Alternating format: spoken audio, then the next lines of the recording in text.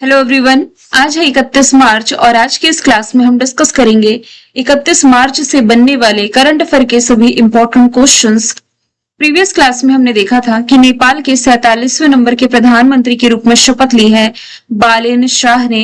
हाल ही में कर्नाटक ने 9 से 12वीं के छात्रों के डिजिटल इस्तेमाल को लेकर के ड्राफ्ट पॉलिसी जारी करी है, जिसमें शाम के बाद इंटरनेट बंद करने की भी सिफारिश की गई है। BRICS CCIV annual women summit 2026 में women empowerment trailblazer award से सम्मानित किया गया कल्पना सोरेन को इंटरनेशनल ओलंपिक कमेटी द्वारा महिला एथलीट की पात्रता निर्धारित करने के लिए स्क्राई जीन स्क्रीनिंग, जो कि वैज्ञानिक परीक्षण है, इसका उपयोग किया जाएगा, जिसका डिस्कशन हमने किया था। यूके में भारत के उच्चायुक्त बने पेरियासामी कुमारन दिल्ली अंतरराष्ट्रीय फिल्म महोत्सव में लाइफ टाइम अचीवमेंट अवार्ड से सम्मानित किया गया है। नंदामुरी बालकृष्ण को ओलंपिक 2028 का आयोजन किया जाएगा लॉस एंजल्स में, जिसमें ट्रांसजेंडर महिलाओं और यौन विकास में भिन्नताएं वाले खिलाड़ियों पर भाग लेने पर बैन लगाया गया है। हाल ही में केंद्रीय मंत्रिमंडल द्वारा आव्रजन वीजा, विदेशी पंजीकरण और ट्रैकिंग योजना को 1 अप्रैल 2026 से बढ़ाकर के 31 मार्च 2026 तक किया गया है। किस राज्य में दुनिया का पहला पूरी तरीके से 3D प्रिंटेड बूस्टर इंजन अग्नाइट का सफल परीक्षण किया गया? ये तमिलनाडु राइट आंसर है। भारतीय वायुसेना द्वारा विकसित भारत का पहला जो हेलीकॉप्टर लॉन्च ड्रोन है, इसका नाम वायुबाण है। और वनों के उत्पादन के लिए प्रमाण सर्टिफिकेट हासिल करने वाला पहला राज्य आंध्र प्रदेश है। आर्टेमिस 2 ये नासा का 50 साल बाद लॉन्च होने वाला मानव युक्त चंद्र मिशन होने जा रहा है। तो ये सभी क्वेश्चंस हमने देखे थे प्रीवियस क्लास में। शुरू करते हैं आज का हमारा पहला सवाल। सवाल है, केंद्र सरकार ने 21 कैरोसिन फ्री राज्यों और केंद्र शासित प्रदेशों में घरेलू उपयोगों के लिए PDS में चयनित पेट्रोल पंप पर कैरोसिन बिक्री की 60 दिनों की अनुमति दी है। पूछा यह जा रहा है कि ये जो इमरजेंसी निर्णय है, ये किस कानून और अधिनियम के तहत लगाया गया है? आंसर इसका हो जाएगा पेट्रोलियम एक्ट 1934 और पेट्रोलियम रूल्स 2002 के तहत। इस क्वेश्चन को आप समझिए। केंद्र सरकार ने कैरोसिन फ्री राज्यों या केंद्र शासित प्रदेशों में घरेलू उपयोग के लिए, यानी कि डोमेस्टिक यूज के लिए पीडीएस का मतलब क्या हुआ? पब्लिक डिस्ट्रीब्यूशन सिस्टम, या हिंदी में आप इसे कह सकते हैं सार्वजनिक वितरण प्रणाली। और इसमें जो सिलेक्टेड पेट्रोल पंप है, यहाँ पर कैरोसिन, जिसे आप मिट्टी का तेल कह सकते हैं, इसकी बिक्री के लिए 2 महीने की अनुमति लगभग दे दी है। तो ये किस कानून के तहत दी गई है, वही पूछा जा रहा है। तो ऑप्शन बी राइट आंसर यहाँ से हो जाता है। ताकि LPG की जो किल्लत पूरे देश में मच रही है, इसके बीच घरेलू उपयोग जैसे कि खाना पकाने में और रोशनी की जरूरतों को पूरा करने में इससे हेल्प मिल सकेगी। सरकारी तेल कंपनियां तय किए गए पेट्रोल पंप में भी कैरोसिन रख भी रही है और ये बांट भी सकेंगी। हर जिले में राज्य सरकार या केंद्र शासित प्रदेश प्रशासन अधिकतम 2 पेट्रोल पंप, यानी मैक्स टू मैक्स इसमें 2 पेट्रोल पंप चुने जाएंगे और यहाँ पर ये फैसिलिटी दी जाएगी। इन पेट्रोल पंप पर अधिकतम 5000 लीटर तक कैरोसिन रखा जा सकेगा। अब यहाँ पर जो ऑप्शन बी लिखा हुआ है ना, पेट्रोलियम एक्ट 1934 और पेट्रोलियम रूल्स 2002, ये है क्या? तो देखिए, इसके तहत भारत में जो पेट्रोलियम उत्पाद हैं, जैसे कि पेट्रोल हो गया, डीजल, कैरोसिन, जिसे आप मिट्टी का तेल भी कह सकते हैं, इसके इंपोर्ट पर, यानी कि इसके आयात पर, इसके ट्रांसपोर्टेशन पर, इसके परिवहन पर, इसके स्टोरेज पर और इसके उत्पादन को विनियमित करने वाला ये प्रमुख कानून है। मतलब कि इसका पर्पस है, ये जो ज्वलनशील पदार्थ हैं, इससे होने वाली जो दुर्घटनाएं हैं, जो एक्सीडेंट्स हैं, इन्हें रोकने के लिए कुछ सुरक्षा मानक तैयार करना, यानी कि कुछ पैरामीटर्स इसमें निर्धारित करना और लाइसेंस की प्रक्रिया को कंट्रोल करना। तो ये नियम कहता है। सवाल नंबर दूसरा है, नोएडा इंटरनेशनल एयरपोर्ट के पहले चरण का उद्घाटन रिसेंटली हो चुका है 28 मार्च 2026 को। उद्घाटन किया किसने है? प्रधानमंत्री नरेंद्र मोदी ने। ऑप्शन बी राइट आंसर इसका हो जाएगा।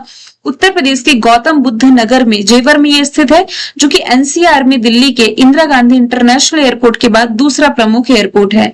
इसकी कैपेसिटी की बात की जाए तो पहले फेज में तो इसकी जो कैपेसिटी है 1.2 करोड़ यात्री प्रति वर्ष की है। भविष्य के चरणों में ये बढ़ा करके 22.5 करोड़ किया जाएगा।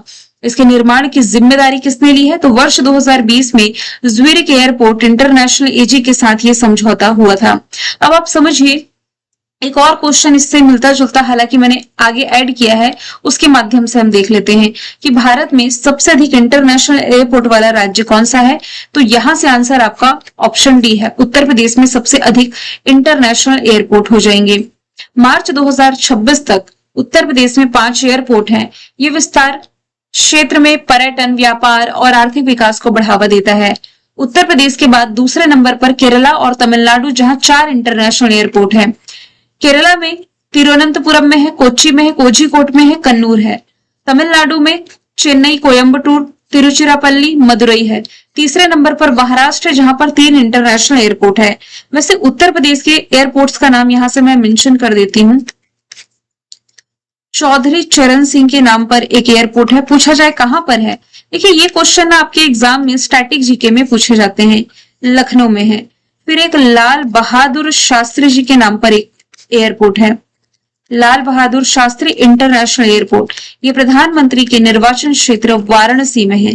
फिर तीसरा एयरपोर्ट आप रिलेट करेंगे कुशीनगर में। ये कहां पर है, तो ये कुशीनगर में ही है, यूपी में। चौथा है महर्षि वाल्मीकि इंटरनेशनल एयरपोर्ट। ये कहां पर है, अयोध्या में, भगवान श्री राम की नगरी सरयू नदी के किनारे जो कि बसा हुआ है। और पांचवा ये आप नोएडा रिलेट कर सकते हैं, ये जेवर वाले एरिया में आ जाएगा। तो सबसे अधिक एयरपोर्ट वाला जो राज्य है उत्तर प्रदेश यहाँ पर होगा, जिसकी राजधानी लखनऊ।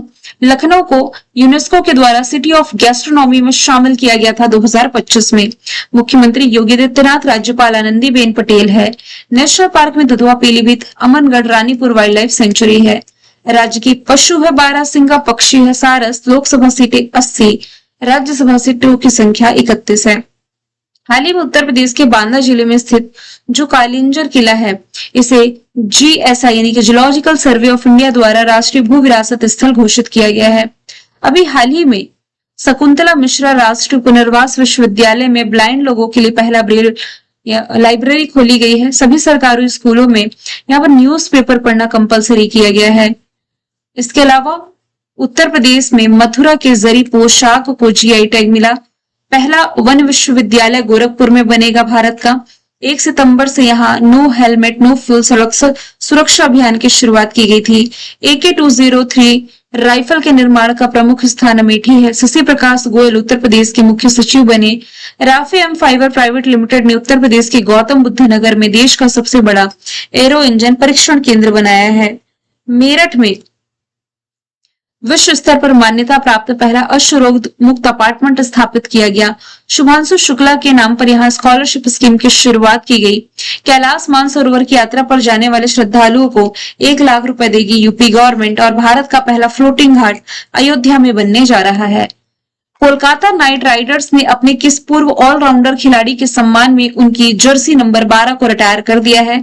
आंसर हो जाएगा Andre Rashid, option C right answer है। आंद्रे रशीद जिनकी इमेज आप देख रहे हैं, वैसे तो ये वेस्ट इंडीज के खिलाड़ी हैं, लेकिन 2014 से 2025 तक IPL में KKR टीम का ये हिस्सा रहे हैं। हालांकि उन्होंने 2012 और 13 इसमें दिल्ली कैपिटल्स के साथ IPL करियर की शुरुआत करी थी। KKR में उनकी मशहूर जर्सी 12 को ऑफिशियली रूप से रिटायर कर दिया गया है, जिसे रसेल ने अपने लंबे IPL करियर के दौरान पहना था। आप ये समझिए कि 12 नंबर की जर्सी रिटायर की गई है, मतलब कि इस नंबर की जर्सी और किसी खिलाड़ी को अब अलॉट नहीं होगी।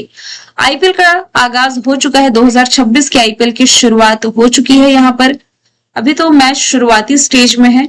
IPL की सबसे सफल टीम मुंबई इंडियंस और चेन्नई सुपर किंग्स है। दोनों ने ही 5-5 खिताब अपने नाम किए हैं। BCCI के द्वारा ये रेगुलेट किया जाता है। किस देश को international institute for environmental and development द्वारा जारी खाद्य सुरक्षा सूचकांक में शीर्ष स्थान दिया गया है?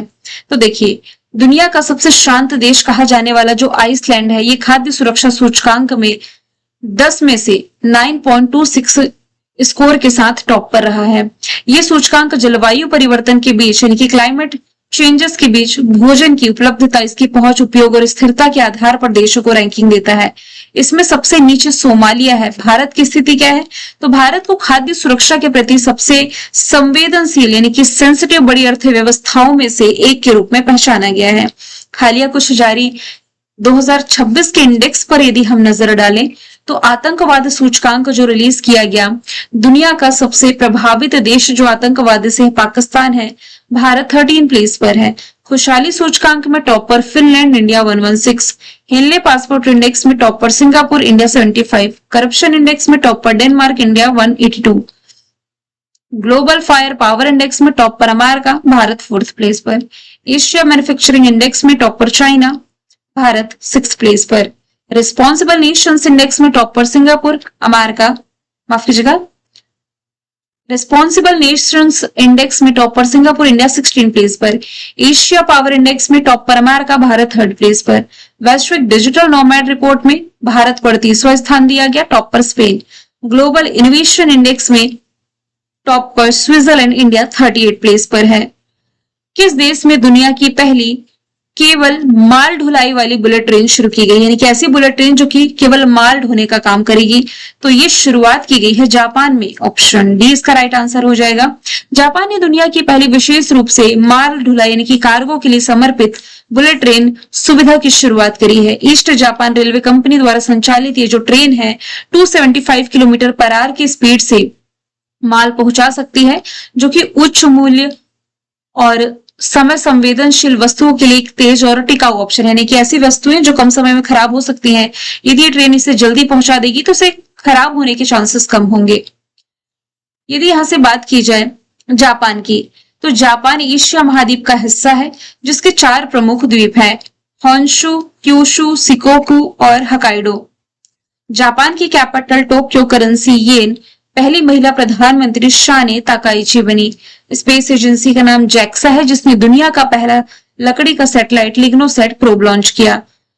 भारत जो है ये जापान को पीछे छोड़ते हुए दुनिया की 4थी सबसे बड़ी अर्थव्यवस्था बनी। 6G डिवाइस लॉन्च करने वाला ये दुनिया का पहला देश है। जापान के साथ भारत की जो एक्सरसाइज होती है धर्म गार्जियन, वीर गार्जियन, शिन्यू मैत्री जिमेक्स, धर्म गार्जियन तो इसी साल हुई है। यहाँ पर ट्रेन का डिस्कशन है तो ध्यान दीजिए। दुनिया की पहली हाइड्रोजन ट्रेन चलाई गई थी जर्मनी में। एशिया की पहली हाइड्रोजन ट्रेन चलाई गई चाइना में। भारत की पहली हाइड्रोजन ट्रेन ये हरियाणा में चलाई गई। हालांकि भारत में जो ट्रेन है किसकी देन है, रेलवे किसकी देन है, लॉर्ड डलहौजी की देन है। भारत में जो बुलेट ट्रेन चलने जा रही है ये जापान के ही सहयोग से चलने जा रही है, जो कि अहमदाबाद से मुंबई को कनेक्ट करेगी। सवाल 7वां है, भारत सरकार ने इलेक्ट्रिक वाहन इकोसिस्टम के लिए प्रधानमंत्री ई ड्राइव योजना को किस वर्ष तक के लिए बढ़ा दिया है, तो इस योजना को रिसेंटली 31 मार्च 2028 तक के लिए एक्सटेंड कर दिया है। ऑप्शन ए इसका राइट आंसर है। पहली बात तो ई ड्राइव योजना की फुल फॉर्म बनती क्या है, प्रधानमंत्री ई ड्राइव यानी कि drive revolution in innovative vehicle enhancement, यानी कि देश में क्लाइमेट चेंज की समस्या या फिर ये भी कह सकते हैं कि प्रदूषण से निजात पाने के लिए, प्रदूषण की समस्या को कम करने के लिए, लोगों में ई व्हीकल को खरीदने के लिए ज्यादा से ज्यादा इंकरेज करने के लिए योजना लाई गई थी कि लोग ज्यादा से ज्यादा ई व्हीकल का इस्तेमाल करें। तो इसके लिए ई ड्राइव योजना और इसकी अवधि बढ़ाई गई है 31 मार्च 2028 तक। इस योजना का मुख्य उद्देश्य है देश में इलेक्ट्रिक वाहनों को तेजी से अपनाना और चार्जिंग बुनियादी ढांचे को मजबूती प्रदान करना है। इसके अवधि विस्तार की बात की जाए तो मूल रूप से 2 वर्ष की इस योजना को, यानी कि 2 वर्ष की थी, अब नेक्स्ट 2 ईयर और ये रहेगी।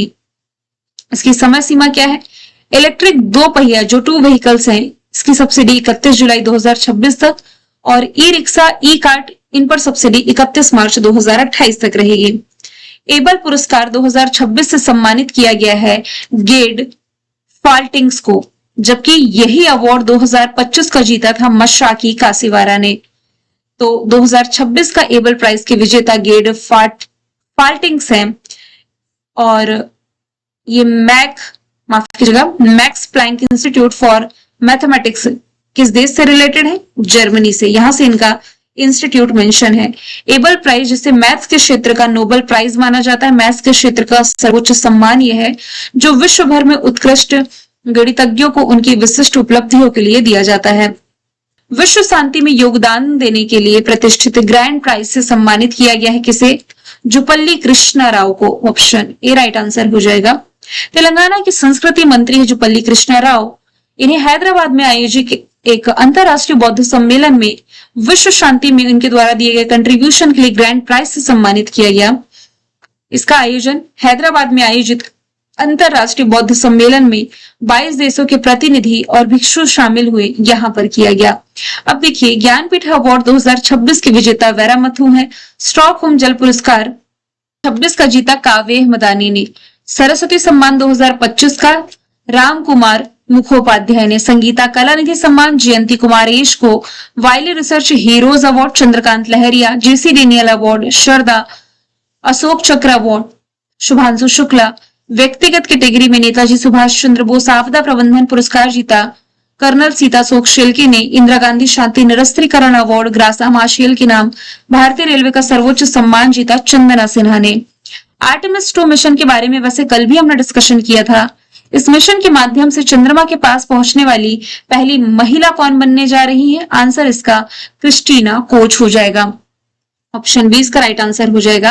नासा की अंतरिक्ष यात्री क्रिस्टीना कोच ये आगामी आर्टेमिस 2 मिशन में एक ऐतिहासिक उपलब्धि हासिल करने जा रही है। इस मिशन के तहत वे चंद्रमा के पास पहुंचने वाली पहली महिला बनेंगी और 50 से अधिक वर्षों बाद चंद्रमा की कक्षा के पार जाने वाले पहले मानव युक्त मिशन का ये हिस्सा बनेंगे। साथ ही उन चुनिंदा अंतरिक्ष यात्रियों में शामिल होंगे जो 1972 के बाद पहली बार चंद्रमा के समीप पहुंचेंगे। नासा का फॉर्मेशन ईयर 1958 है। वॉशिंगटन में हेडक्वार्टर है। कल हमने आर्टेमिस मिशन के बारे में देख ही लिया। नासा ने क्लाउड 9 नाम का एक भूतिया गैलेक्सी की खोज की थी। माविन ये नासा ने लॉन्च किया था, जिसका उद्देश्य मंगल ग्रह के वायुमंडल और इसके सोलर हवाओं के साथ होने वाली क्रियाओं का अध्ययन करना। नासा के एडमिनिस्ट्रेटर जेरेड इसाकमैन है। नासा ने आईबीएम के साथ मिलकर के सूर्या एआई मॉडल लॉन्च किया, जो कि अंतरिक्ष मौसम की सटीक भविष्यवाणी करता है। नासा ने सौर तूफानों से पृथ्वी के चुंबकीय क्षेत्र को बचाने के लिए ट्रेसर्स मिशन लॉन्च किया। पंच मिशन जो नासा के द्वारा लॉन्च किया जाएगा, सूर्य के बाहरी कोरोना और सोलर विंड का अध्ययन करने के लिए है। नासा ने चंद्रमा पर पानी का पता लगाने के लिए लूनर टेल ब्रेजर उपग्रह लॉन्च किया। प्रिफायर मिशन भी नासा का है। प्रोजेक्ट निसार इसरो के साथ है और यूरेनस 29वां उपग्रह S2025U1 ये भी नासा ने खोजा था। जानवी डांगेती है तो भारत की, ये जल्द ही नासा के नेक्स्ट मिशन में देखने को मिलेंगे। सऊदी अरब की पहली महिला अंतरिक्ष यात्री का नाम हो जाएगा रियाना बर्नाबी।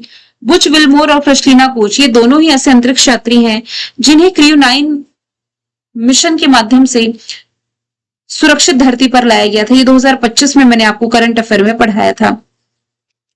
मैंने कल आपसे पूछा था वर्ष 2024-25 के लिए भारत का शीर्ष कपड़ा निर्यातक राज्य कौन बना? तमिलनाडु राइट आंसर था इसका। भीम भुगतान ऐप का ब्रांड एम्बेसडर किसे बनाया गया? ये आज का सवाल है आप लोगों के लिए। आंसर इसका जो भी आप कमेंट बॉक्स में बताएं। मिलेंगे नेक्स्ट वीडियो में। Thank you so much.